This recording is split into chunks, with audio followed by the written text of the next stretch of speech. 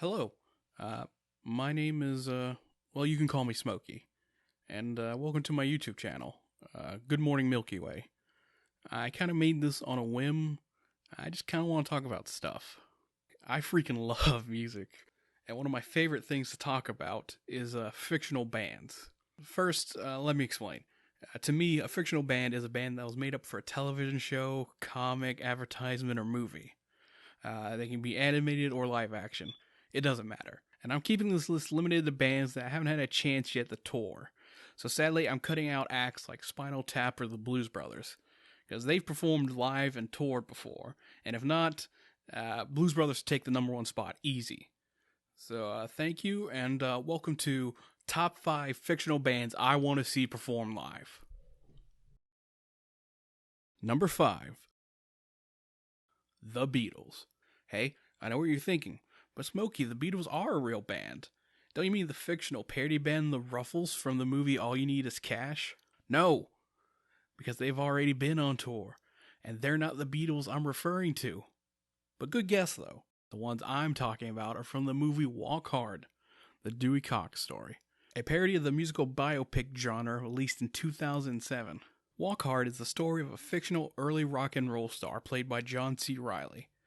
During the film, Dewey runs into several legendary musicians, but my favorite scene is when he goes to India to meditate and take LSD, as you do, and he meets the Beatles, played by, and I'm not kidding, Jack Black portraying Paul McCartney, Paul Rudd as John Lennon, Jason Schwartzman as Ringo Starr, and Justin Long as George Harrison. That's amazing. Paul Rudd has one of my favorite lines from this movie. With meditation, there's no limit to what we can imagine. Sorry for the bad accent, but to be fair, Paul Rudd doesn't do a good one either. And that's kind of the charm of this group. Sorry, Dewey. John C. Reilly's a legend. He's a great singer. But I want to hear this version of the Beatles. Could you imagine Jack Black singing Helter Skelter or even Band on the Run? Somebody show him this and tell him to get on that. That would be far out, man. Number 4. Powerline from a Goofy movie. Now, I don't need to say anything about a Goofy movie. It's an all-time classic that most people love and remember. And a part of the movie that people really remember is how cool the fictional singer Powerline was. He may be only number 4 in my ranking, but in terms of pure stage presence and excitement, a Powerline concert would be number 1, no doubt. The dude has the dance moves of Michael Jackson and the singing style of Prince. That is one heck of a combination. Man, just think of what this would look like. All the flashing lights, explosions, dancers, and lightning from the stage. Not to mention, Eye to Eye gives me major Man in the Mirror vibes. And that's a good thing. Number 3. Sex Bomb from Scott Pilgrim vs. the World.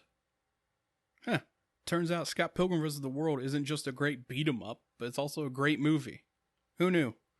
And one of the parts that make this movie so fun to watch is the musical stylings of Sex Bomb. Now, normally I'm not a big indie/punk garage rock type of guy, but major props need to be sent to Beck Hansen, providing the 4 Sex Bomb songs for the films because they truly rock. In the words of Tom Jones, this is one Sex Bomb that can turn me on anytime.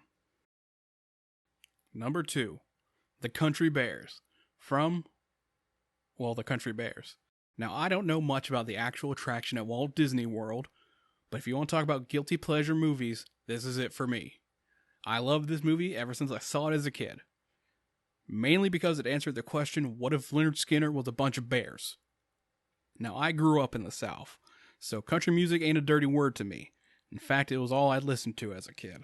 So a movie about a bunch of country singing bears was perfect for me.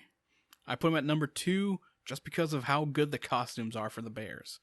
Like seriously, they still hold up and look awesome even today. Just the intro to the movie alone got me hooked.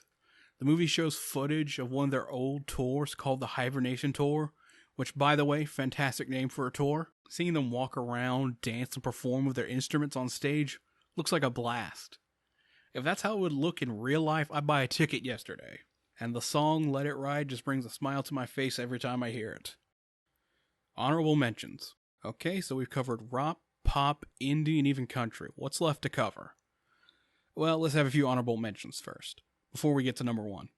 Josie and the Pussycats. Either the 1970s cartoon style or their 2001 movie version, I'd take either one.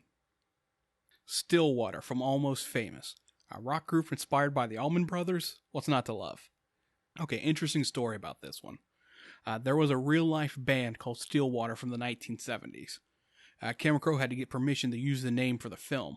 Cool story, I might have to go into more detail about it another time. But they share no relation to the band in the movie, so the band on the movie can stay in the honorable mentions. Okay, last one.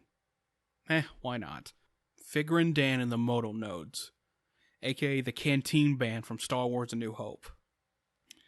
Because there's no other band I want to hear while I'm sitting next to some guy who doesn't like me. And the guy beside him. And the number one fictional band I want to see perform live is Dr. Teeth and the Electric Mayhem from the Muppets. Come on. Could there be anything else? Just look at me, look at my channel. Of course they're number one. I love everything about them. Their character designs, their voice, their attitudes, and the fact that the creators themselves poke fun at them for being a bunch of stone-traveling weirdos. That's not even to mention their singing, which is honestly better than some real-life bands I've seen. Disney, come on, when am I going to get a world tour with these guys? I saw their one-off show at the Outside Lands Festival in San Francisco during 2016. That was awesome. Can I at least get a record? Come on.